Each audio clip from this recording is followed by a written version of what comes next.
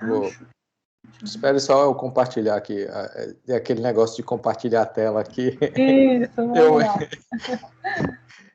Foi? Tá indo. Compartilhou? Foi. Compartilhou. Doutor Eduardo, obrigada pelo convite aí, mesmo nessa correria de estar com a gente aqui do CEP, atualizando, né, o pessoal. E aí a gente, de costume, né, doutor Eduardo faz a apresentação dele, depois a gente abre para dúvidas, perguntas, enfim, discussão. Obrigada, doutor Eduardo, é contigo. Comigo? Vamos ver se consegue, Jesus, passar aqui. Dificuldade técnica aqui de conhecimento de tecnologia horrível. Vamos lá aqui se eu coloco um apontadorzinho aqui, laser. Bom, muito obrigado aí, Viviane, pessoal do CEP, tá? Da residência do Primavera. Agradeço aí o desafio. Na realidade, eu me considero esta digna criança tentando vencer esse desafio dessa aula, né? Um cirurgião dando aula de parada, é uma coisa sempre muito tranquila como essa luta aqui, mas aqui parece que a gente vai fazer mais do mesmo, mas só que a gente vai tentar fazer de forma diferente. Vamos lá, boa noite a todos, vamos começar aqui, primeiro na parada cardiorrespiratória, obviamente, primeiro as primeiras coisas, e é isso que vem trazendo a ênfase as novas diretrizes de outubro de 2020 da American Heart Association para a ressuscitação cardiopulmonar. E a gente tem que ter em mente que a parada cardiorrespiratória é a mais importante emergência médica de todas as emergências da área de saúde. Bom, uma outra coisa que eu trouxe também para a gente diferenciar o que é morte e o que é parada cardiorrespiratória. Parada é a cessação súbita da função mecânica cardíaca com consequente colapso hemodinâmico, obviamente, depois de alguns segundos ou minutos. A diferença entre parada e morte é que parada tem que ser súbita e inesperada. O exemplo é como a gente tem muito nas emergências já pacientes cronificados e dentro das unidades de terapia intensiva, pacientes com doença crônica, graves e doenças incapacitantes, e o coração simplesmente para de bater de forma esperada, ou uma limitação já da terapia, paciente com drogas vasoativas, doses extremamente elevadas, com FII de 100%, e o coração para de fazer, para de bater, e nesse caso a gente não vai chamar de parada, a gente vai chamar realmente de morte, como os pacientes de cuidados paliativos e com as diretivas antecipadas, já dizendo que realmente não quer ser reanimado caso tenha parada, e esse realmente não deve ser iniciado manobras de ressuscitação cardiopulmonar, e em alguns outros casos deve ser analisado de forma individual. O que eu trouxe aqui não é necessariamente novidade, já tem aqui aí mais alguns meses, a gente tem 7 meses de divulgação, de publicação principalmente dos destaques das diretrizes de reanimação, de ressuscitação cardiopulmonar da American Heart Association, de outubro do ano passado. Tá? Aqui eles reafirmam a ênfase nas compressões torácicas, que já desde as outras edições, agora com mais ênfase ainda, e uma ênfase maior ainda na desfibrilação precoce dos ritmos chocáveis, no caso aqui, fibrilação ventricular, ou taquicardia ventricular sem pulso, a administração de adrenalina o mais precoce possível nas paradas cardiorrespiratórias de ritmos não chocáveis, tá? A inclusão de um sexto elo de recuperação aí física, cognitiva e sociopsicossocial, tá? Familiar, e também com ênfase nos cuidados pós-parada, e eles enfatizam que a gente não deve abandonar o paciente. O paciente retornou à circulação espontânea, simplesmente a gente dá as costas e deixa para quem tiver para cuidar, tá? E reafirma aí o retorno da lidocaína como alternativa à mildarona, que na realidade já tinha uma recomendação, saiu e retornou aí desde 2018 a lidocaína com uma alternativa à mildarona nos ritmos chocáveis, como alternativa aí de medicação, de medicamentos, tá? O atendimento também, eles enfatizaram muito atendimentos para leigos, tá? Algoritmos e figuras para atendimentos para leigos na parada por intoxicação por opioide, porque lá nos Estados Unidos tem um cenário diferente daqui, eles consideram um surto de parada por intoxicação por opioide, por isso eles, nessas diretrizes, eles enfatizaram que os leigos têm que saber o que fazer quando tiver uma parada com suspeita de intoxicação por opioide, e volta a ter um algoritmo também para atendimento de parada para as grávidas, tá? Uma outra coisa importante destacar que eles colocam como mensurar de forma contínua a pressão arterial sanguínea através da pressão arterial invasiva, quando possível, obviamente, e o teor de CO2 no final da expiração através de capnografia ou capnometria, tá? Durante a ressuscitação cardiopulmonar no suporte avançado à vida, pode ser útil. E a gente vai ver como isso pode ser útil para melhorar a qualidade da ressuscitação cardiopulmonar. Também com base em evidência bem recente, lá uma coisa que nos Estados Unidos eles tinham, eu diria, com uma certa frequência. Aqui a gente não tem, não é uma coisa de rotina a gente fazer o uso de dupla desfibrilação sequencial nos ritmos chocáveis. Lá eles colocavam 2 desfibriladores, faziam um choque com um desfibrilador e colocava outro, chocava em seguida, que é uma coisa que de longe é a rotina, não é rotina daqui, tá? Mas eles enfatizaram que isso não é recomendado, tá? Aqui tem lugar que não tem nem um desfibrilador, imagine 2 para fazer desfibrilação sequencial, e eles enfatizaram isso agora, que lá também não é recomendado fazer dupla desfibrilação. Aqui eles enfatizaram mais que o acesso intravenoso é preferido, mas o acesso intraósseo, ele entrou aqui com mais ênfase, é bem aceitável se o acesso intravenoso não estiver disponível. O atendimento do paciente que retorna à circulação espontânea requer também mais atenção à oxigenação. Aqui ele diz que tem que evitar hiperóxia, tanto hiperóxia como hipóxia, obviamente, e controle da pressão arterial, principalmente em relação à hipotensão, e avaliar as intervenções caso o paciente retorne à circulação espontânea, você faça um eletro, e esse eletro venha com supradesnivelamento de segmento ST, e você avalia a necessidade de uma intervenção por cateterismo de urgência. Tá?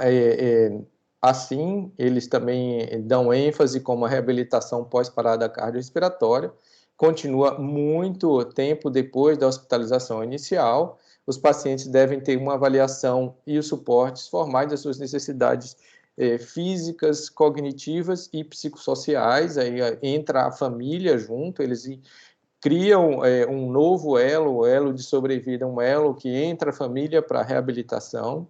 O tratamento da parada cardiorrespiratória na grávida também vem com muita ênfase nessas novas diretrizes de 2020 e é focado na ressuscitação maternal com a preparação para uma cesariana de emergência. No caso, se você não tiver retorno à circulação espontânea em 5 minutos, e deve se preparar no paciente grávida uma cesariana de emergência, se necessário.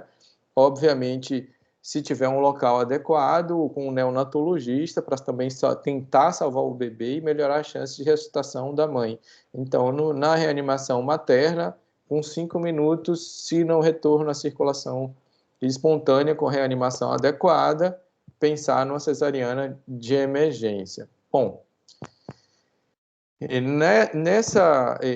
nessas novas diretrizes, eles fazem em torno de 491 recomendações, tá? Aqui eles classificam a classificação de recomendação e o nível de evidência. 25% dessas recomendações têm o melhor nível de classificação de nível de recomendação e apenas 1% dessas recomendações têm o melhor nível de evidência, ou seja, são os trabalhos bem desenhados com um segundo trabalho também de alta qualidade. Bom, isso tudo para falar que a mortalidade na parada cardiorrespiratória ainda continua alta, mas a parada cardiorrespiratória extra-hospitalar, a mortalidade é muito maior do que a parada intra-hospitalar.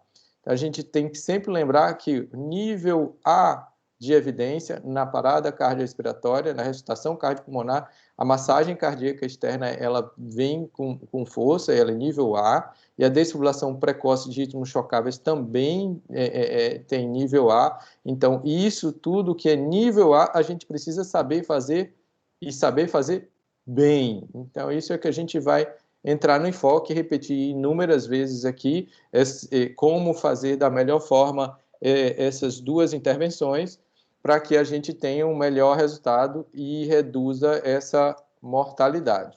Bom, o fato de que apenas 6 das 491 recomendações, ou seja, 1%, são baseadas em evidência nível A e pelo menos um estudo randomizado de alta qualidade, corroborando com um segundo estudo de alta qualidade, atesta um grande desafio que continua na realização da pesquisa de alta qualidade na ressuscitação cardiopulmonar.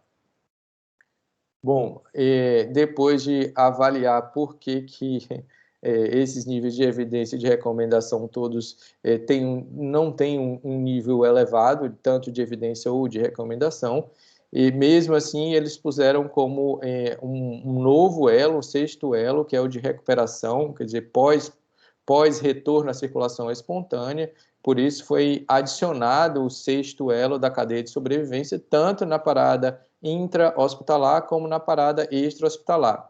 O algoritmo universal de parada, principalmente para adultos, que é o que a gente vai se deter aqui, foi modificado para enfatizar o papel da administração precoce da epinefrina em pacientes com ritmos não chocáveis. Outra coisa que veio realmente reenfatizada, dado uma ênfase maior, de fazer a adrenalina o mais rápido possível em ritmos não chocáveis, ou seja, em atividade elétrica sem pulso ou assistolia.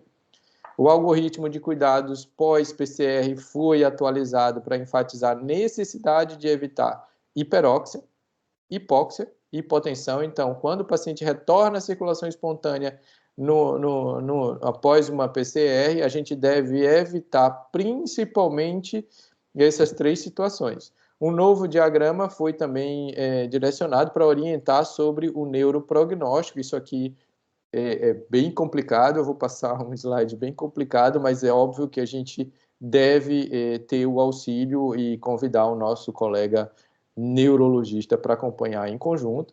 Um novo também algoritmo para parada durante a gravidez foi adicionado para abordar a necessidade também de alguns casos especiais. Esse foi o sexto elo acrescentado de recuperação, onde a família tá incluída, tá? Primeiro, na parada, tanto intra como extra-hospitalar, óbvio que você tem que reconhecer. Antes de você reconhecer se você achou alguma coisa estranha, você tem que acionar o serviço médico de emergência, iniciar a parada, a ressuscitação cardiopulmonar, depois que você confirmou que é uma parada cardiorrespiratória, tá? Verificar se tiver um DEA, um desfibrilador externo automático, ou um eletrocardiograma, ou se não, verificar pulso, e você, através de um desfibrilador, verificar se é um ritmo chocável ou não, e aí você ter o suporte avançado no extra-hospitalar, ou então ter uns cuidados, se você conseguiu sucesso, cuidados pós-PCR, e a reabilitação física, cognitiva e psicossocial, que foi bem enfatizada nessas novas recomendações de outubro de 2020 da American Heart Association. Tá? Esse é o resumo dos principais pontos de alteração. Apesar dos avanços recentes, menos de 40% dos adultos receberam reanimação cardiopulmonar iniciada por leigos e menos de 12% têm um desfibrilador externo automático aplicado antes da chegada do serviço médico de urgência. Ou seja, ainda é um cenário bastante complicado a parada cardiorrespiratória extra-hospitalar ou fora do hospital. 1% dos adultos internados nos Estados Unidos sofrem parada cardiorrespiratória, obviamente internado, é intra-hospitalar. Os desfechos são significativamente melhores dos intra-hospitalares do que os extra-hospitalares, como eu já tinha dito antes, e a sobrevivência da parada cardiorrespiratória extra-hospitalar está no mesmo índice, mesmo com todos os avanços, desde 2012, com o mesmo nível de mortalidade. Por isso, a ênfase na divulgação e nos algoritmos feitos exclusivamente para leigos. Quem nunca ouviu falar sobre, nunca ouviu dentro de uma emergência ou de uma UTI, doutor, parada, e de repente pega você desprevenido, tá? Se parou, você tem que avaliar, se você acha que o paciente teve uma parada, você tem que avaliar o nível de consciência. Se ele responde, obviamente, vai passar para a avaliação primária do ABC. Se ele não responde, avaliação do suporte básico de vida, chamar ajuda, verificar a resposta, que é aquele que você vai pegar nos ombros do paciente de forma vigorosa e falar alto, chamar ajuda, tá? Acionar o SAMU, no caso aqui no Brasil, 192, buscar o desfibrilador externo automático, caso você tenha ele disponível próximo, e verificar a respiração e pulso, e isso tudo de forma, verificação, pulso e respiração de forma simultânea. Um erro bem frequente, quando a gente percebe que tem alguma coisa errada com o paciente, é verificar o pulso na radial, tá? O pulso radial. Você tem que checar o pulso central, de preferência o carotídeo. E no máximo 10 segundos. Desculpa. Se houver dúvida, você inicia a reanimação cardiopulmonar. Licença.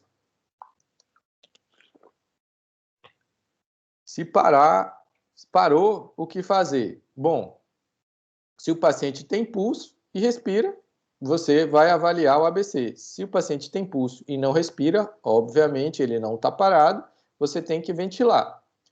Se o paciente não tem pulso e não respira, ou então tem gasping, isso aqui é importante, porque gasping também pode representar parada, tá? Você tem que reiniciar a reanimação cardiopulmonar. Esse aqui é um vídeo, deixa eu ver se eu consigo tirar aqui o... Eu vou passar direto por um vídeo aqui, só para mostrar o gasping. Eu não vou modificar, tá? Eu vou passar o vídeo, é só para mostrar o gasping, mas vamos lá. Esse é o algoritmo mais importante da parada da reanimação, da ressuscitação cardiopulmonar, tá? Primeiro, quando você verifica que o paciente tem uma parada, você vai fornecer oxigênio, você vai colocar o monitor desfibrilador, você vai verificar se o ritmo é chocável. Se o ritmo for chocável, ou quer dizer que ele tem fibrilação ventricular ou taquicardia ventricular sem pulso, primeira coisa que você tem que fazer, choque o mais rápido possível.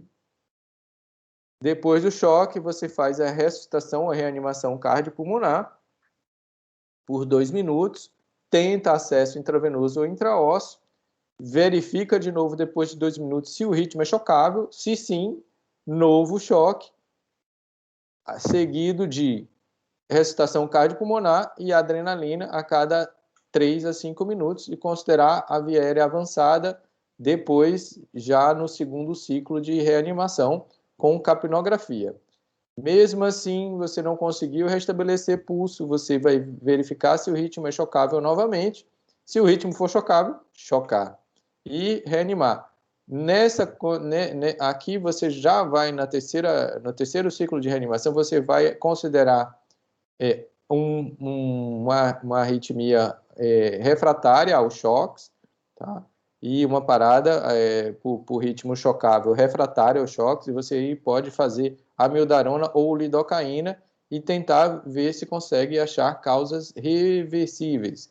Se mesmo assim você tem ainda uma parada cardiorrespiratória, não retorna à circulação espontânea, você fica fazendo todo esse ciclo aqui até que você julgue o ponto de parar a ressuscitação cardiopulmonar. No outro braço, se você verificar se o ritmo não é chocável, ou seja, o paciente está em assistolia ou atividade elétrica sem pulso, a primeira coisa que você tem que fazer, se possível, se tiver acesso, é a adrenalina. Aí da adrenalina você inicia a ressuscitação cardiopulmonar, massagem cardíaca externa, fazendo epinefrina a cada 3 a 5 minutos, considerar logo de cara uma via aérea avançada, quando você puder. Se o ritmo não for chocável, você vai manter a ressuscitação cardiopulmonar e a epinefrina a cada 3 a 5 minutos. Se não houver retorno à circulação espontânea, você vai sempre ficar retornando lá 10 e 9, ou 10 e 11, 10 e 11, e se houver retorno, você vai para os cuidados pós-PCR, e se você julgar, considerar adequada a continuação ou não a ressuscitação cardiopulmonar. Bom, aqui nos ritmos não chocáveis, sempre lembrar de uma coisa, eu sempre gosto dessas coisas que fazem a gente entrar nessa cacofonia aqui, sempre a gente checar para evitar paradas por cabos desconectados, e sempre checar se tem um ganho máximo e qual a derivação, para a gente não fazer um erro, tá? Lembrar sempre de conferir isso na sistolia ou no ritmo não chocável, que é a sistolia, atividade elétrica sem pulso. Primeiro, pensar sempre, se tiver acesso, obviamente, seja ele intraósseo ou intravenoso, epinefrina primeiro, ressuscitação cardiopulmonar e considerar a via aérea avançada por capnografia.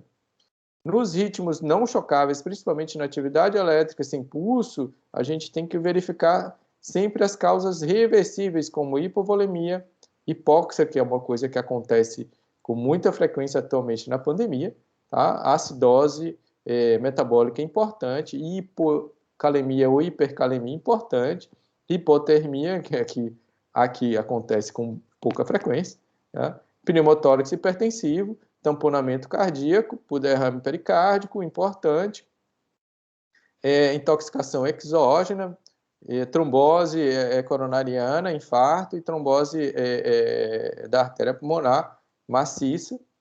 Tá? Os algoritmos de emergência associada a opioides aqui para leigos, eu vou falar porque é para leigos, tá? E isso por conta do surto americano de parada por opioides, parada cardiorrespiratória por uso excessivo de opioides. Lá tem um surto disso, já verificado já desde 2018, tá? Então, na realidade, aqui, como é para leigos, eu não vou enfatizar muito, mas a suspeita, você tem que primeiro saber se o cara tem uma suspeita de intoxicação por opioide. Então, verificar, chamar ajuda, acionar e buscar o naloxone no meio do nada também é difícil. E um DEA se estiver disponível. Tá? Então, daí a única diferença dos algoritmos é o uso da naloxone se você tiver suspeita que o paciente tenha usado opioide em excesso. O algoritmo de grávidas, aqui ele fala, enfatiza, ele retorna, ele dá bastante ênfase realmente para a ressuscitação cardiopulmonar em grávidas, tá? Independente da idade gestacional, tá? Desfibrilação você deve fazer se tiver indicado, se tiver ritmo chocável, tá? A ressuscitação deve ser de alta qualidade, como toda e qualquer reanimação cardiopulmonar, ressuscitação cardiopulmonar e outras intervenções de suporte avançado, como qualquer um outro, só que acionar a equipe de parada materna, na realidade aí vai ter que ter um obstetra e um neonatologista, tá? Considerar a etiologia da parada cardiorrespiratória. E se uma das coisas que você deve fazer se você tiver uma parada na grávida é realizar o deslocamento lateral do útero. Isso pode descomprimir a veia cava, porta, e isso pode facilitar o retorno venoso, podendo isso ser uma causa de parada cardiorrespiratória em grávidas ou ajudar ela a ter uma parada, e também se ela tiver em uso de sulfato de magnésio nos pacientes com DEG grave, tá?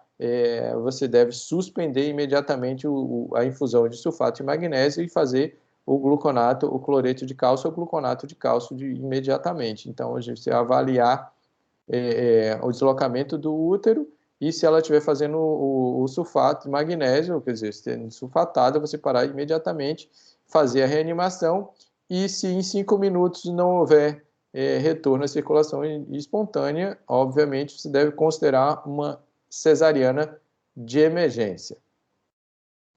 Tá, no ACLS, no novo, é sempre enfatizar aqui o primeiro C de circulation, de compressão, tá? Depois A, via aérea, depois B, ventilação.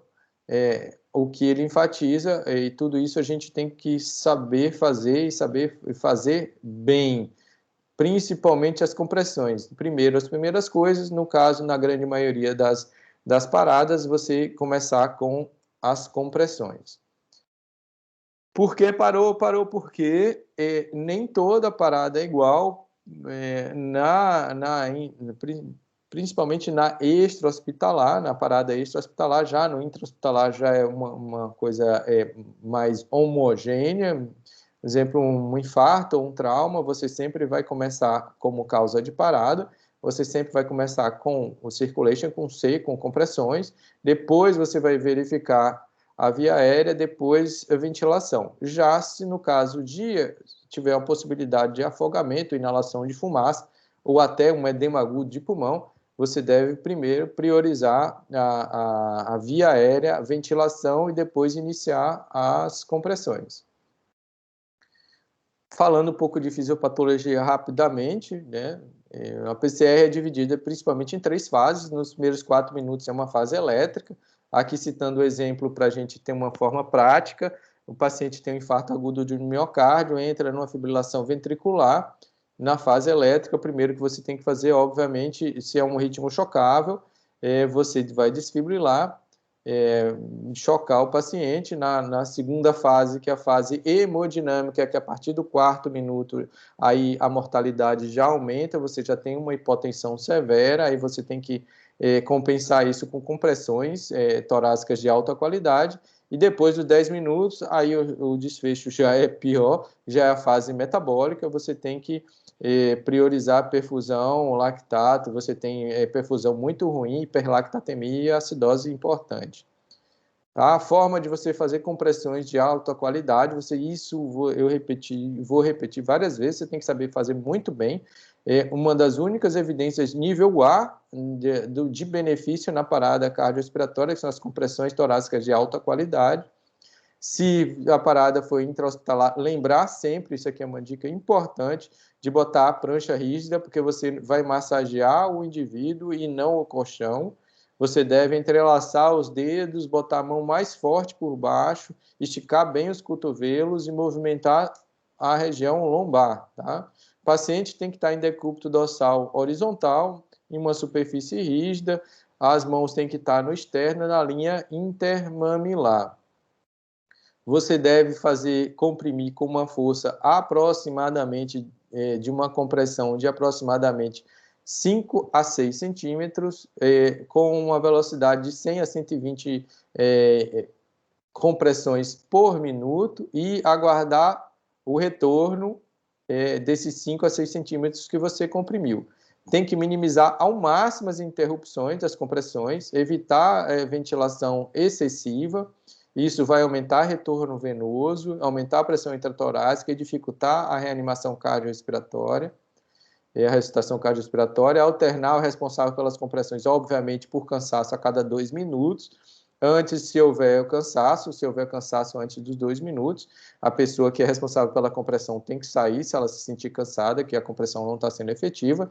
E sem via aérea avançada, a relação de compressão e ventilação, sem via aérea definida ou avançada, fazer 2 ventilações para cada 30 compressões. A capnografia ela veio com mais ênfase nessas novas recomendações, quantitativa com forma de onda, o ETCO2, tanto pelo tubo orotraqueal como no dispositivo extraglótico avançado. Isso é para a gente verificar também a qualidade da reanimação cardiopulmonar. Se o TCO2 estiver abaixo de 10 ou estiver em queda, a sua reanimação não está sendo de qualidade, você tem que reavaliar tanto a força quanto a velocidade e se está retornando totalmente as compressões. E minimizar ao máximo as interrupções.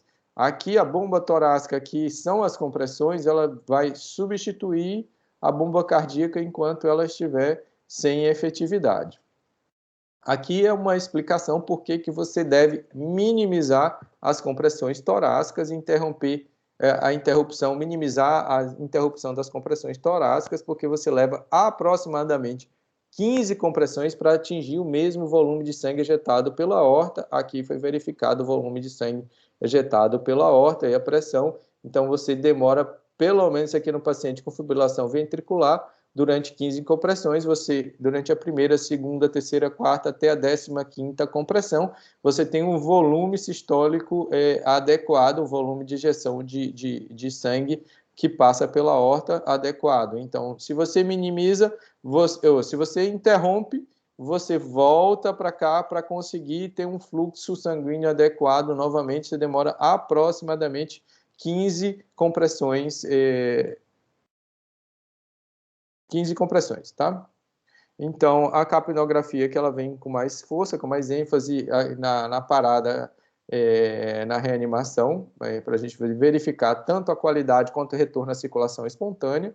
A massagem cardíaca adequada quando mantém a curva de capnografia acima de 10, isso significa que você tem uma massagem cardíaca efetiva, de alta qualidade. A capnografia, essa capnografia acima de 30, ela prediz aí o retorno à circulação espontânea. A curva de capnografia abaixo de 10, você tem que reavaliar a sua massagem, principalmente a sua frequência de massagem, a sua profundidade e o retorno do tórax. Bom, a via aérea, a intubação ou via extraglótica avançada, a capnografia como forma de onda, como capnografia para confirmar tanto a localização do tubo, o posicionamento do tubo, quanto a efetividade e a qualidade da sua reanimação. E quando houver via aérea avançada, administrar aí a ventilação, pelo menos uma ventilação a cada 6 segundos, ou seja, 10 ventilações por minuto. E aí, quando você tem uma via aérea avançada, você não para, ou as compressões torácicas, elas devem ser contínuas. Tá? A capnografia, quando você tem um ETCO2 maior ou igual a 10 após intubação, é preditor de retorno à circulação, bom preditor, retorno à circulação espontânea. Quando tem maior do que 20 após 20 minutos, também de reanimação, também é um preditor de retorno à circulação espontânea, que é logo após a intubação, aqui é após 20 minutos de reanimação. Então, valores baixos de ETCO2 na via aérea avançada também prediz um pior prognóstico. Ele pode ser usado também em conjunto com outros fatores para decisão de você parar a ressuscitação, a reanimação cardiopulmonar. Óbvio que você não deve utilizar a capnografia como item isolado para você parar a reanimação cardiopulmonar. Uma outra coisa que eles recomendam é a monitorização da pressão arterial contínua e invasiva, tá? E também para você sentir que sua reanimação está de qualidade, ou tem boa, está adequada, tem uma perfusão coronariana adequada, você mantém uma pressão arterial diastólica invasiva maior do que 20 milímetros de mercúrio. Aí você sabe que sua massagem está adequada, você tem uma perfusão minimamente coronariana adequada. A dificuldade é realmente, durante uma parada cardiorrespiratória, você passar uma pressão arterial invasiva. E se for passar, obviamente, preferir a artéria femoral. Autopulse, e tem pouca disponibilidade, eu conheço pouco por aqui, na realidade eu desconheço por aqui o autopulse. Na realidade, ele serve principalmente para transporte, para ponte, para você fazer um cateterismo, ou então instalar um ECMO. É bom você saber que existe. Primeiro, a grande vantagem dele é porque ele não cansa. E ele mantém as compressões, nível de compressão igual, não muda. Falando de autopulse, a gente vai falar do humano que cansa, tá? A manutenção dos intervalos de troca na checagem de pulso, desfibrilação, se necessário, você tem que trocar o responsável pelas compressões torácicas. Em estudos com manequins demonstram que as compressões são mantidas efetivas durante os 2 primeiros minutos. Pausas curtas diminuem fadiga caso você seja a única pessoa a fazer a compressão. melhora a qualidade das compressões. O ideal é realmente trocar a pessoa que realiza as compressões e a troca deve ser a cada 2 minutos. O ideal é trocar a cada 2 minutos e na troca checar pulso e ritmo. A desfibrilação em paciente com parada, sempre lembrar, quando você tiver uma parada, sempre lembrar do desfibrilador. Isso principalmente na parada intra-hospitalar, porque extra-hospitalar aqui, poucos lugares têm o DEA para você instalar de forma adequada, e uma pessoa que saiba instalar de forma adequada, treinada para instalar de forma adequada. A evidência nível A na parada cardiorrespiratória é desfibrilação, utilização do desfibrilador na fibrilação ventricular, na taquicardia ventricular sem pulso, tá? Tem que fazer o mais precoce possível e isso vai repercutir na redução da mortalidade do paciente com parada nesses ritmos. A teoria mais aceita é que o choque despolariza todas as células miocárdicas, tudo ao mesmo tempo, deixando todas no período refratário até que o nó sinoatrial recupere aí o comando do ritmo do coração. Aqui são 2 ritmos chocáveis, fibrilação ventricular e taquicardia ventricular, muito provavelmente aqui sem pulso. Aqui o momento em que foi feito a desfibrilação e o retorno ao ritmo, diria que aqui nesse sinusal não, mas retorno ao ritmo QRS curto.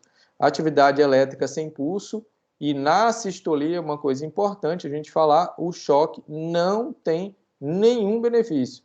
Então, há quem faça em assistolia de choques, mas isso não há nenhum benefício no paciente na UTI. Lembrar sempre de verificar os eletrodos, se os eletrodos estão soltos.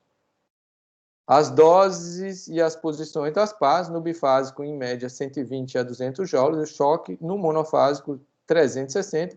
Se você não sabe se é monofásico ou bifásico, bota o máximo, a carga máxima que você tiver no monitor ou disponível. Lembrar sempre que a PCR em homem que tem pelos, tá? Os pelos reduzem a adesividade das placas e a posição tem 2 tipos de posicionamento, anterior-anterior e anterior-posterior.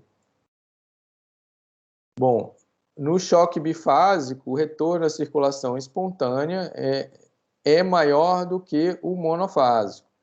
Mas se você tiver disponível apenas o monofásico, vale mais você fazer no ritmo chocável, você fazer o monofásico, porque você vai reduzir a mortalidade se você fizer ele o mais precocemente possível, mesmo o monofásico.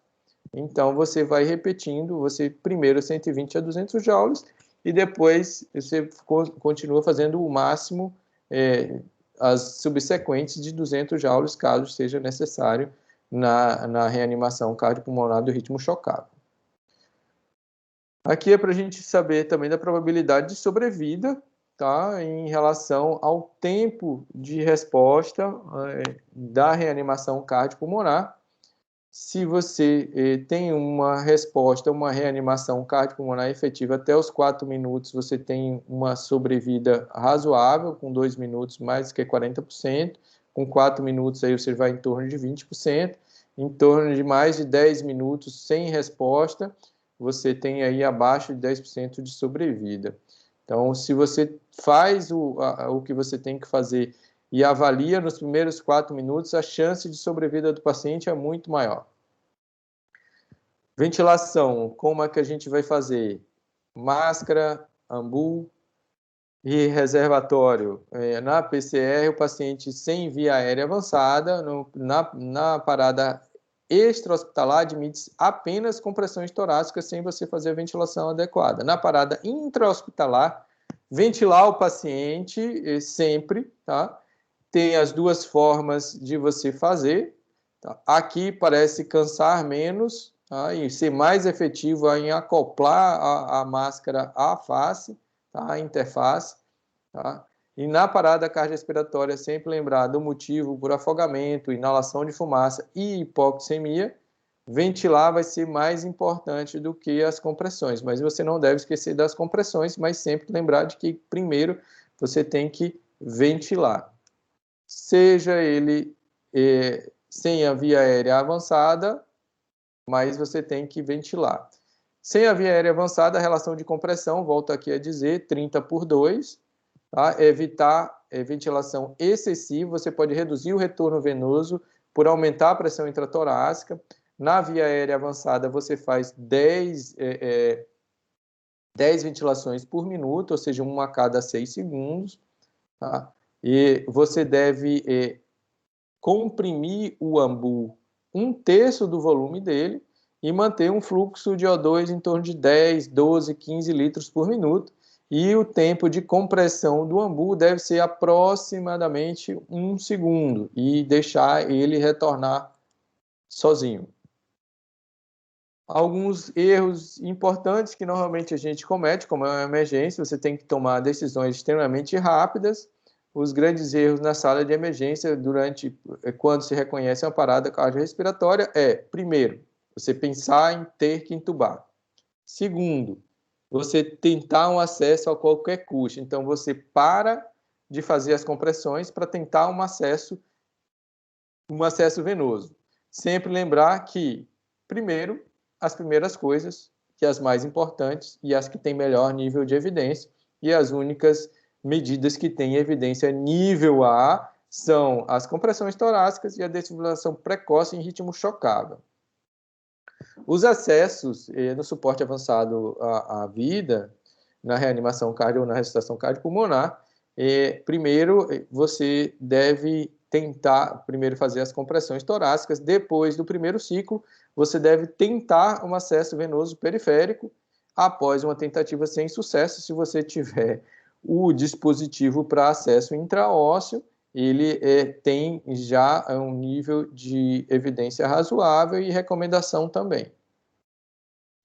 O medicamento, o tratamento medicamentoso aqui, a adrenalina continua sendo a melhor escolha, principalmente em todos os ritmos, mas principalmente você deve fazer o mais precoce possível na atividade elétrica sem pulso e na sistolia, sempre que tiver ritmo não chocável.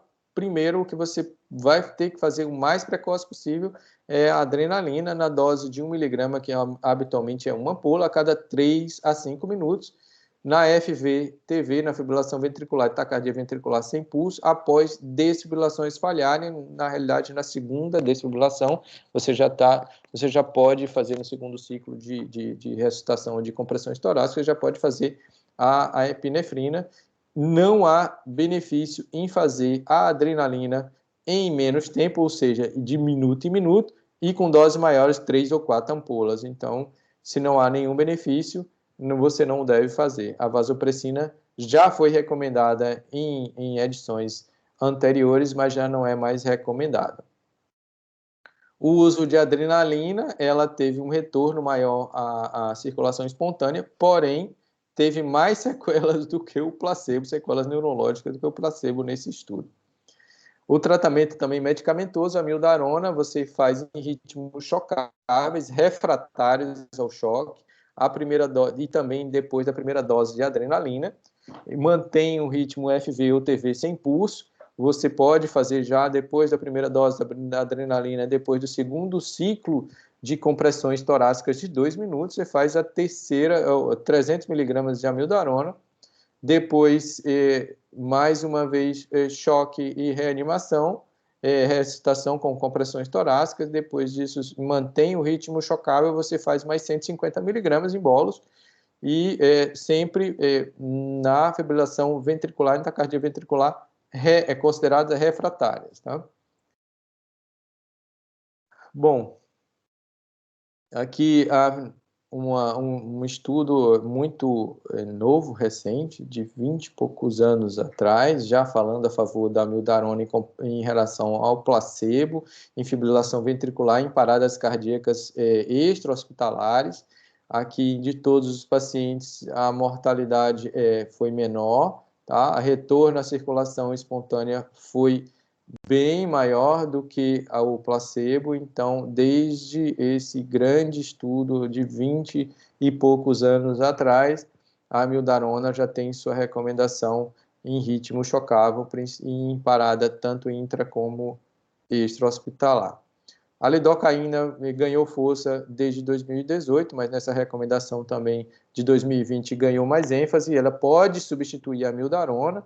Aqui ele mostra que retorno à circulação espontânea é quase semelhante, tá? Tanto do uso da amiodarona como da amiodarona, como o uso da lidocaína, o retorno à circulação espontânea. Você vai utilizar basicamente da mesma forma que a amiodarona, depois de ter uma FVTV, ou ritmo chocável refratário, uma FVTV refratária. Ao invés de você utilizar a amiodarona, você vai utilizar a lidocaína, só que na dose de 1 a 1,5 miligrama por quilo. Aqui já vai um complicador, aqui você tem que ter ideia em mente, o peso do paciente. E uma segunda dose, aqui em 0,5 ou 0,75, que equivale também a 50% da dose da amiodarona, você faz no quarto ou quinto ciclo de compressões torácicas do ritmo chocável refratário.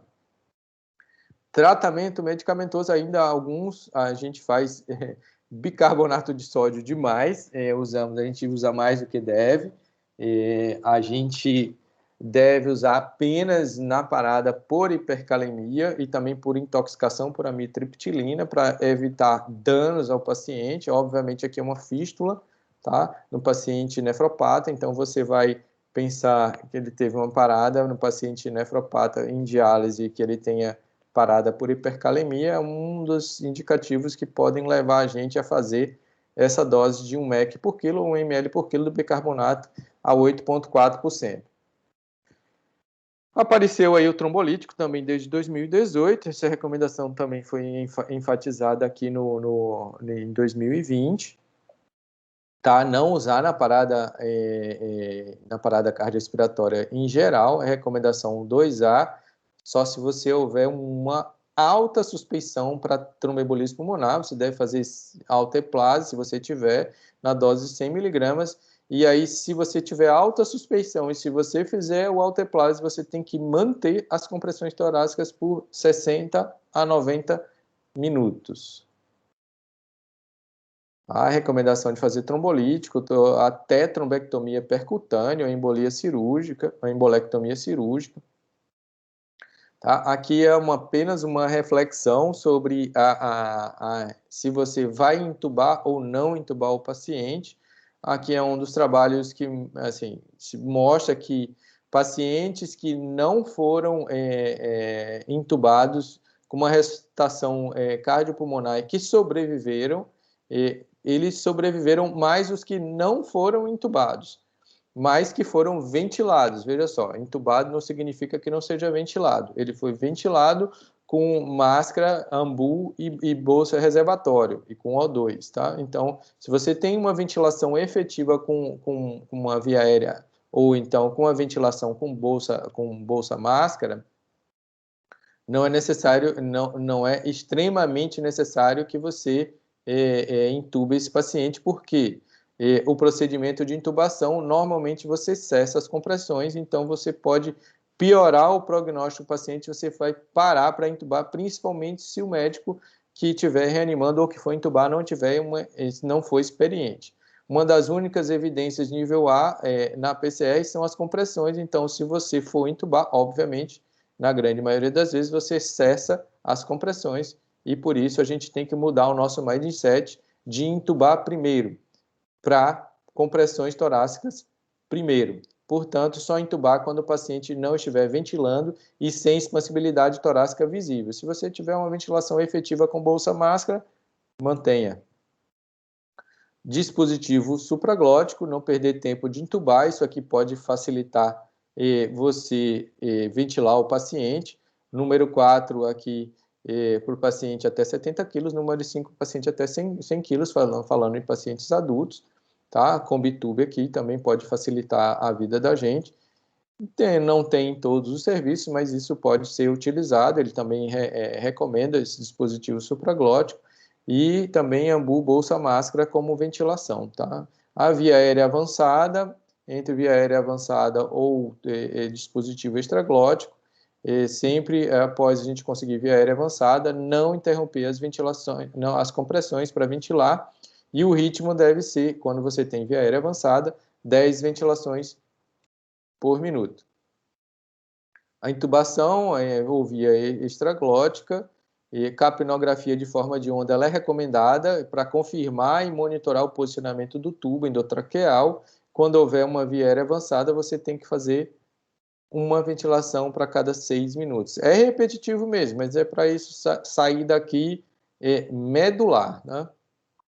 A via aérea avançada, a recomendação do uso de capnografia para ver o posicionamento do tubo, mas existem algumas opções, como esse dispositivo aí esofágico, assim como o ultrassom também, mas aí você requer um treinamento. Óbvio que a visualização das cordas vocais, do tubo no meio das cordas vocais, isso é extremamente importante para, óbvio, certificar de que está na posição correta, e você tem que auscultar nas 5 posições, primeiro epigástrico e depois nos campos torácicos.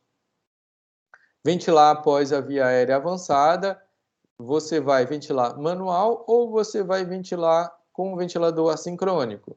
Cliffen, que está aí, vai me responder essa pergunta, mas obviamente você pode colocar ele no ventilador, zerar PIP, tirar alarme, feed 100, deixar aí a recomendação, que são 6 a 10 ventilações por minuto. Bom, uma coisa que eu realmente não gostei dessa recomendação é não considerar o ultrassom como uma ferramenta de estratificação do paciente com o coração parado, para você verificar a atividade ou até causas de parada cardiorrespiratória. Eles não recomendam o ultrassom, tá? Aqui o ECMO na parada cardiorrespiratória, acho que o ECMO está chegando próximo, mais próximo, bem mais próximo. Aqui é o paciente que teve uma parada cardiorrespiratória no Louvre, no Museu do Louvre, na França. Tá? Os caras lá têm uma equipe do SAMU própria para fazer isso. Óbvio que os caras são extremamente treinados, fizeram a reanimação e colocaram ECMO no paciente até que ele chegasse ao hospital. Aí é uma coisa realmente do futuro. Aqui é uma outra forma de visualizar todos aqueles algoritmos de ritmo chocável, continuação, monitorar a qualidade da reanimação cardiopulmonar, manter contínua a reanimação cardiopulmonar, isso a cada 2 minutos, sempre verificar o ritmo a final de 2 minutos. Se for ritmo chocável, chocar, obviamente. Se for ritmo não chocável, epinefrina. Depois se mantiver ritmo chocável, mildarona para FVTV sem pulso refratário, considerar depois disso via aérea avançada, depois das compressões torácicas, e tratar causas reversíveis. Aqui uma coisa que eu coloquei importante é a comunicação da equipe, treinamento da equipe, alguém para liderar, óbvio que com cooperação, situações adversas e a decisão, isso tudo para melhorar esse desempenho da equipe e sempre fazer o que chama de debriefing, que é sempre depois de toda a parada cardiorrespiratória você avaliar todos os erros e acertos. Isso foi comprovado que isso melhora o comportamento dos profissionais de saúde na parada cardiorrespiratória.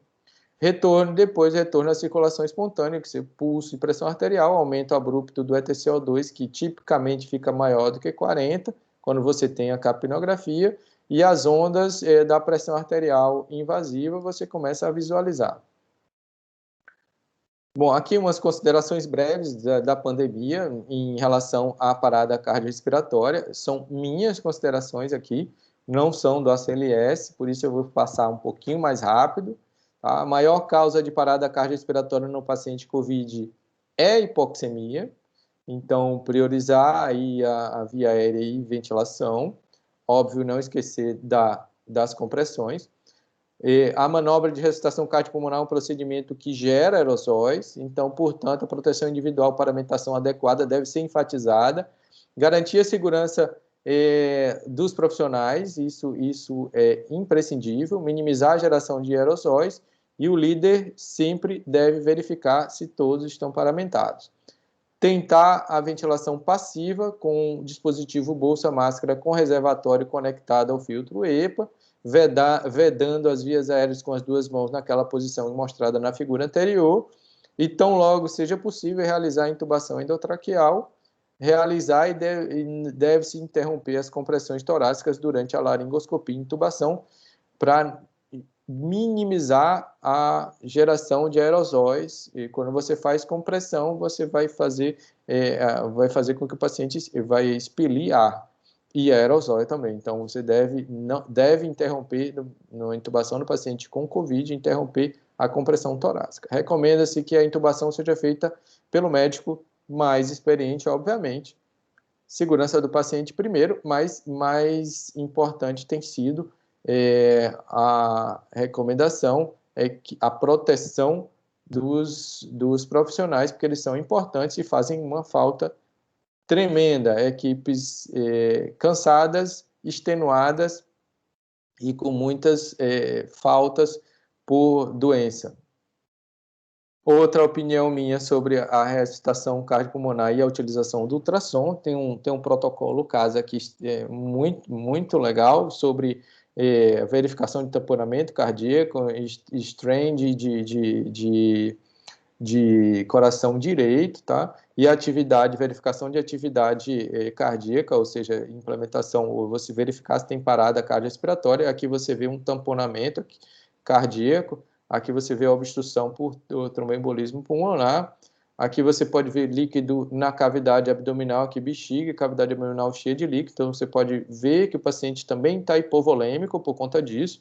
Então isso pode ser uma causa de parada cardiorrespiratória. Então ultrassom também pode ser também abdominal, não necessariamente torácico. Você verificar a causa, uma causa reversível de parada cardiorrespiratória. Os cuidados pós-operatórios, essa é uma nova ênfase no ACLS 2020, não virar as costas depois que o paciente retornou à circulação espontânea, não virar as costas do paciente, priorizar aí a recuperação física, cognitiva e psicossocial. E a ressuscitação é contínua durante a fase pós-retorno à circulação espontânea. Muitas dessas atividades podem ocorrer ao mesmo tempo. O manejo da via aérea, capnografia em forma de onda, confirmar o monitoramento e posicionamento do tubo, que às vezes você entuba, o paciente volta à circulação e você não verifica mais nada. Tá? Controle dos parâmetros respiratórios, reduzir a FIO, titular a FIO o máximo que você puder para manter uma saturação entre 92 a 98. Iniciar uma ventilação de 10 ventilações por minuto e titular um PCO2 para manter-se entre 35 e 45, controle dos parâmetros hemodinâmicos, administrar cristalóide ou soro e vasopressores inotrópicos visando a pressão arterial maior, a sistólica maior do que 90 e pressão arterial média maior do que 65 milímetros de mercúrio. Uma outra intervenção aqui, você manejo contínuo de urgência, depois que você retorna à parada, você faz um eletro para verificar se tem alguma alteração que pode gerar uma conduta imediata, por exemplo, um cateterismo de urgência, você verificar aí um supradesnivelamento do segmento ST. Controle direcionado da temperatura, isso é uma coisa bem enfatizada nos pacientes que não retornam à consciência. O controle de temperatura, ele começa tão logo seja possível, ficar entre 32 e 36 graus durante em torno de 24 horas, usando dispositivos de resfriamento, monitoramento contínuo da temperatura central, de preferência esofágico retal ou da bexiga, mas pode ser intraarterial também. Manutenção da dormoxia, ou seja, o O2 tem que ser mantido dentro do normal, nem hiperóxia nem hipóxia. Normocapnia, quer dizer, nem hipercapnia nem hipocapnia, e níveis glicêmicos normais também, nem hipo nem hiperglicemia. Então, você tem que manter o máximo tudo dentro da normalidade, e isso principalmente nas primeiras 72 horas. Monitoramento contínuo e intermitente do eletroencefalograma. Aqui é onde entram nossos amigos neurologistas para acompanhar pós-parada cardiorrespiratória. Eles são chamados pouco pós-parada cardiorrespiratória, quer dizer, pós-retorno à circulação espontânea. E ventilação mecânica protetora, olha aí, ventilação mecânica protetora dos pulmões. Nos cuidados pós-parada, as taxas de retorno à circulação espontânea Nas paradas extra-hospitalares, é em torno de 1/3 delas, com taxa de alta hospitalar em torno de 10%, próximo de 10%.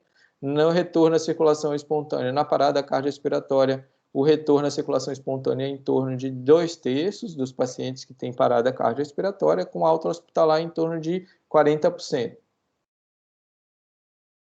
A gente verificar sempre lesão neurológica e prognóstico neurológico. Para que isso não aconteça, lesões secundárias, você tem que evitar hipoxemia durante a parada também e hiperoxemia depois do retorno à circulação espontânea, tá? Manter FiO2 inicialmente, mas ajustar o mais rápido possível, se você puder, obviamente, logo depois, ou pelo menos até 30 minutos a 1 hora depois, escolher uma gasometria arterial para avaliar o ajuste da fração inspirada de oxigênio. Evitar também hipocapnia. Hemodinâmica pós-parada cardiorrespiratória, ou seja, retorno à circulação espontânea, não existe nenhum parâmetro fixo, mas manter o máximo de estabilidade possível, PA adequada do paciente a PAM maior do que 65, expansão volêmica caso seja necessário e droga vasoativa. Não há nenhuma recomendação sobre corticosteroides, sobre antibiótico profilático ou anticonvulsivantes profiláticos. Controle direcionado da temperatura, CDT, na pós-PCR, deve ser feito na PCR quando o paciente é irresponsivo, fica irresponsivo após a retorno à circulação espontânea. Você deve fazer em torno de 40 até 24 horas, a temperatura central, termômetro esofágico vesical ou intravaso, como você deve proceder, infusão de líquidos resfriados a 4%, manter o resfriamento nesses níveis entre 32 e 36 graus Celsius de temperatura central, pacotes de gelo nas axilas, principalmente próximas aos grandes vasos. Esse é uma manta térmica de resfriamento que você pode utilizar, tá? Realmente eu também ainda não vi, mas ele tem disponibilidade para você fazer um melhor controle direcionado da temperatura. Aqui você tem de forma contínua. Manter temperatura central em 32 e 36 graus por 24 horas, reaquecer lentamente, tá? De 0,3 a 0,5 graus Celsius por hora de retorno à temperatura, e isso deve durar em torno de 8 a 12 horas. Usar múltiplos parâmetros para o prognóstico, limitar tratamentos em pacientes com prognóstico neurológico ruim.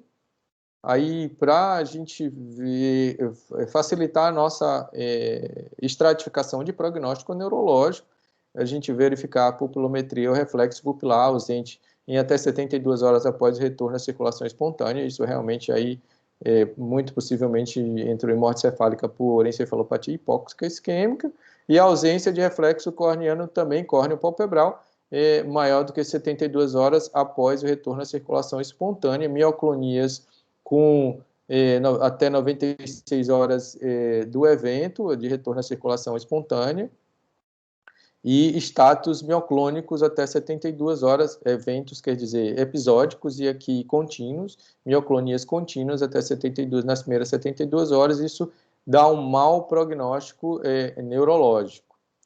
Aqui em torno de potenciais evocados, o eletroencefalo não reativo, isso aqui é necessária avaliação e acompanhamento em conjunto com o neurologista. Eu não vou me deter sobre o eletroencefalograma. Tá? Biomarcadores, eles não são recomendados. A TC de crânio, a gente vê relação substância branca e substância cinzenta. A ressonância por difusão e coeficiente de difusão também para avaliar o grau, o tamanho de isquemia. Tá?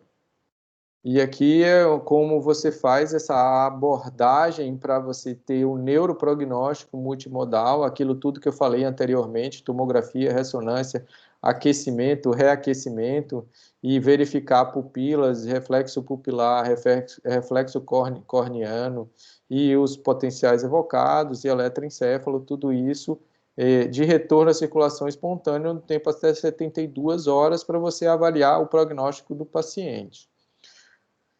Ufa, estamos aí exaustos, mas porque nós temos a consequência de sermos fortes o tempo inteiro ou durante muito tempo. E uma reflexão pós-PCR, a vida é bela e mais bela ainda é a arte de viver a vida. Muito obrigado a vocês. Muito obrigado, Vivi. Muito obrigado ao CEP. Oi, doutor Eduardo, obrigada.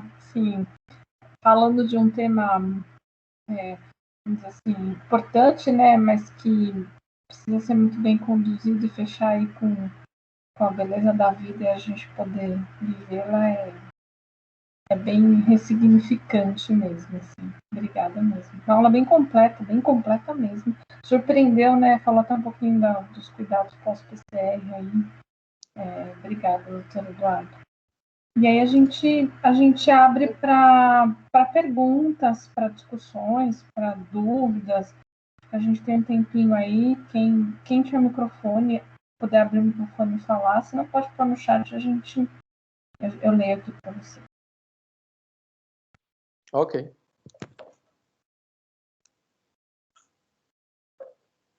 Aula boa, esclarecedora. Ninguém pergunta nada. Tá aqui, ó, muito bom, muito completo. Obrigada, Eduardo.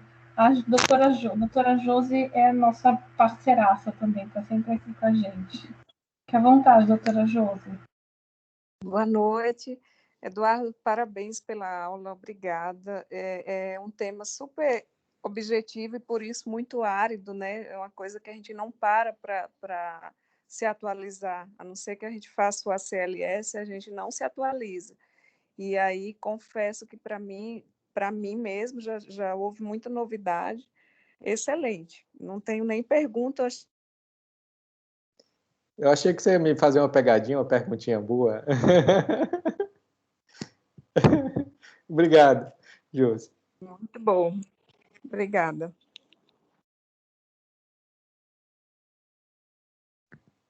Aí, pessoal. Então, acho que é isso, né, doutor Eduardo? Se ninguém tem nenhuma pergunta, nenhuma colocação, a gente agradece. O CEP agradece ao seu tempo, que a gente sabe que está super precioso, por estar atualizando a gente e por todo mundo que está aqui com a gente também. Tá bom? Obrigado. Aí, Cliffen, vai falar aí sobre a reanimação e a ventilação no paciente com ambu ou com ventilador. Hein, Cliffen? Me responda. Olá, Eduardo, boa noite. Boa noite. Estava aqui acompanhando, perdi alguns flashes, mas importante eu conseguir acompanhar. Primeiro, né, parabéns pela aula, show de bola, super completo. Eu acho que essas aulas mereciam uma atenção melhor, né, de todos, porque são coisas que fazem nos reciclar, digamos assim, né? E a gente consegue compreender mais as coisas do dia a dia. Então, com relação à parada cardiorrespiratória, em você ventilar com o ambu ou com o ventilador, eu, particularmente, uma opinião minha, eu acho que a gente conseguiria uma resposta melhor ventilando no ambu, certo? Eu acho que com o ventilador a gente tem muitos viés, na verdade, né? São muitas interrupções no fluxo que a gente acaba perdendo um pouco esse resgate ventilatório, entendeu? Eu acho que a equipe estando toda paramentada, todo mundo seguro, eu acho que seria realmente mais interessante ventilar com o ambu, mas a gente vê que na prática, né, diante de vários estudos, várias coisas que estão surgindo aí, pedem para ventilar com o ventilador, mas eu sei, eu acho que é uma coisa que a gente tem que bater um pouquinho na tecla aí para entender melhor um pouquinho sobre isso. Eu acho que o mais importante de tudo, eu acho que não vai ser nem a questão, né, pode ser que eu esteja errado, se me corrija, por favor, com relação durante a parada. Eu acho que os cuidados, né, ventilatórios, protetores, no pós-parada, acho que são muito mais... eu não sei nem se é importantes o termo a ser utilizado, mas assim, a gente deveria focar muito nessa questão da ventilação protetora, né, pós-parada. Tentar manter ali um PO2 beirando o ideal, não gerar uma hipercapnia, né, hipocapnia. Até que eu já tenho visto alguns, não são estudos, mas alguns relatos de práticas de colegas que já estão até tentando discutir a possibilidade de manter uma hipercapnia, né, permissiva de 55 a 60, que talvez poderia não ter, não, como é que se diz? Não piorar o prognóstico cerebral do paciente. Enfim, são várias coisas que a gente acaba surgindo, né, acabam aparecendo e a gente fica meio com aquela interrogação. Mas eu ainda foco na questão da ventilação bem controlada, pós-parada, né, para a gente ter um prognóstico melhor desse paciente. Ótimo, ótimo, perfeito. Aqui é o seguinte, sempre a gente, quando manuseia o AMBU, que não necessariamente tem um fisioterapeuta na equipe, então a forma como você ventila ou você comprime um AMBU é importante também a gente lembrar, por isso que eu botei um terço, botei aquelas lembranças todas, porque quantas paradas a gente já viu no paciente com via aérea, ou seja, entubado, você espremeu, comprimiu o AMBU inteiro, então você vai causar, aumentar a pressão intratorácica, você vai impedir retorno venoso, você vai atrapalhar a compressão torácica, então talvez a ventilação mecânica nesse ponto dê uma estabilidade maior e mais segurança na quantidade de oxigênio, no volume corrente, na frequência adequada. Então, você vai ter mais precisão na ventilação mecânica e menos erros do que na ventilação com ressuscitador manual, AMBU. Tá? Então, eu acho que é mais ou menos por aí, eu acho que mais por excesso de segurança e da forma como é feita a manipulação do AMBU, a quantidade de vezes, então, assim, é humano que está fazendo. E lá é a máquina, você bota os parâmetros, se forem adequados, então a chance de acertar é maior. Tá? O certo é que você tendo a ventilação, seja com AMBU ou com ventilador mecânico, as compressões devem ser contínuas, não parar.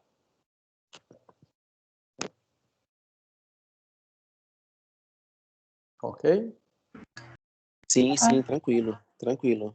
Tem esse quesito também, né, de uma equipe bem engajada, bem preparada e sincronizada com aquele cenário, né, que está vivendo. Não adianta a gente, até eu já participei de algumas que são a flor da pele, né, querendo salvar o paciente a todo custo, aí envolve aquela adrenalina toda e acaba atropelando um pouco os processos, e realmente uma equipe bem treinada e bem sincronizada, né, a palavra certa, a gente consegue realmente mais efetividade no processo, né? Uhum. Sim, tem alguns slides que eu passei sobre isso, vários são muito repetidos, é justamente para isso, para tornar medular a resposta quando você vai atender o paciente na parada cardiorrespiratória, na reanimação, na realidade.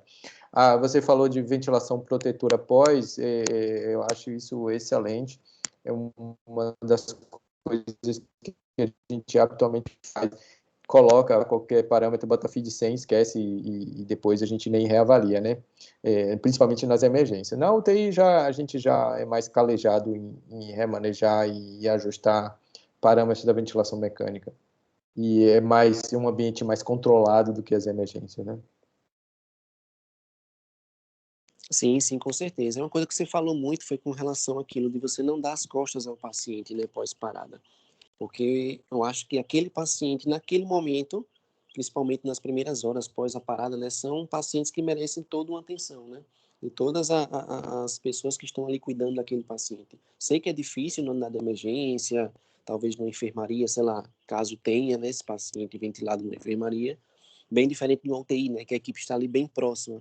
Mas eu acho fundamental também esse cuidado, né, mais aguçado naquele primeiro momento, e não simplesmente, parou, voltou, tal, conectando o ventilador e deixa lá, entendeu? Eu acho que isso aí também é um quesito bem importante. Sim, com certeza. Você sela o prognóstico, se você abandona o paciente, você sela o prognóstico do paciente, quer dizer, você piora o prognóstico do paciente. Isso mesmo. Beleza, então. Valeu, obrigado. E interessante, né, porque assim, é todo um esforço que é feito durante a ressuscitação cardiopulmonar e que realmente, se não tivesse cuidado pós, pode ser um esforço perdido, né? Diante de tudo aquilo que foi feito. Muito interessante a discussão mesmo, muito boa. Ok. Gente, acho que é isso, então. Fomos a quase 1h30 aí de aula. Doutor Eduardo, muito obrigada mais uma vez. A gente agradece a todo mundo que está com a gente. Cliff, né? O pessoal aí que tá sempre aí com a gente. E eu acho que é isso, então. Obrigada e um bom descanso aí para todo mundo. Ok, obrigado, boa noite. Obrigado, Vivi, pela insistência. Valeu.